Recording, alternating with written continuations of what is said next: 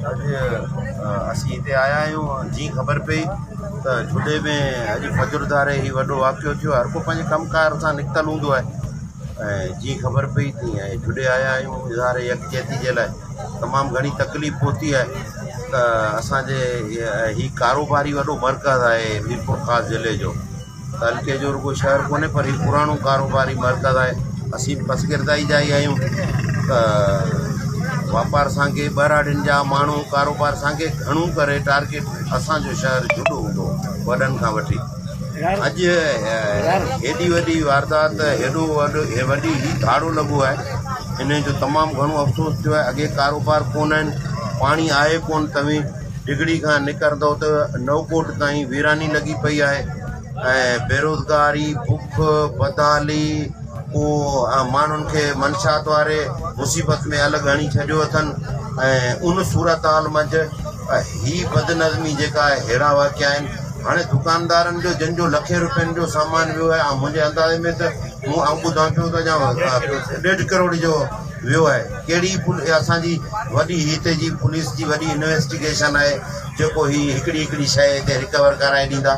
असांखे ख़बर आहे कुझु कोन मिलंदो। हिते को कानून को सिस्टम आहे ई कोन।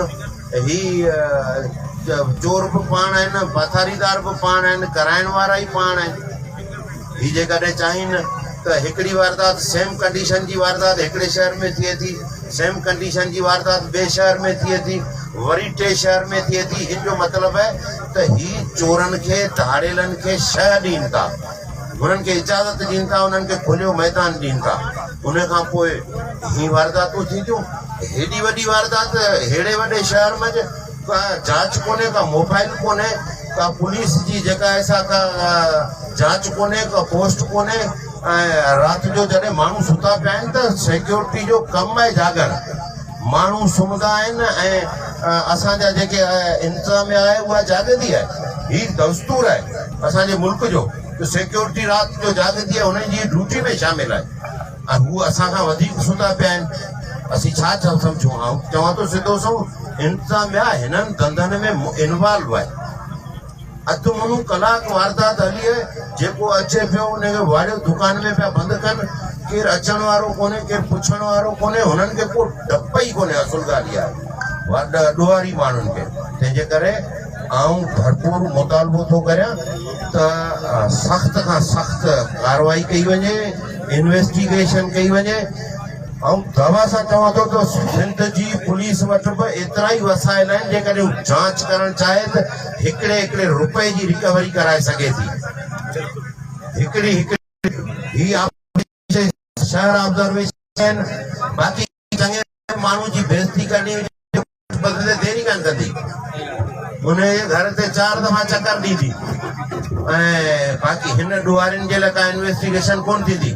ऐं भरपूर SSP मीरपुर ख़ासि खां, DIG मीरपुर ख़ासि खां, IG सिंध खां मुतालबो थो करियां त पंहिंजूं जेके बि हुननि जूं ही एजेंसियूं आहिनि, जेका इंतिज़ामिया आहे, उनखे इमीडिएटली हिन वारदात जे पोयां लॻायो वञे, असांजे दुकानदार दोस्तनि जी रिकवरी कराई वञे। ऐं चवां थो न त ही दंड SSP मीरपुर ख़ासि भरे ॾे, DIG मीरपुर ख़ासि भरे ॾे। ऐं सोशल मीडिया ते चवां थो असांजे इलाइक़नि में जेका वारदात थिए थी उनजा ॾोहारी तव्हां आहियो। असांजे माण्हुनि खे रिकवरी करे पैसा भरे ॾियो। छो छाजे लाइ हेॾे 100 पुलिस वारनि जे प्रोटोकॉल में पाण रहो, पाण प्रोटोकॉल में घुमो था। 4-5 अॻियां मोबाइलूं, 5 पोयां मोबाइलूं आहिनि। पंहिंजो बंगलो सिक्योर अथव, पंहिंजो घर सिक्योर अथव, पंहिंजा माण्हू मिट माइट सिक्योर आहिनि। असांजी अवाम निधणकी आहे, पई फुरिजे, पई लुटिजे। असीं अॻे बोडनि जा बोडल माण्हू आहियूं, अॼु सोकनि जा सुकायल माण्हू आहियूं। असीं अॻे ई फुरियल ऐं लुटियल माण्हू आहियूं।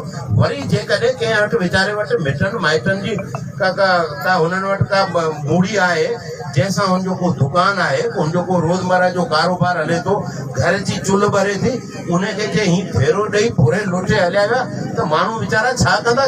पागल थी वेंदा। माण्हू ज़हनी जेको आहे सो बीमारी में मुब्तला थी वेंदा ऐं गैर यकीनी सूरत हाल थी वेंदी। हली हिते आहे, अॻे ई आहे। तंहिंजे करे को बि कारोबारी माण्हू हाणे पंहिंजी इन्वेस्टमेंट अहिड़ी कंदो ई कोन।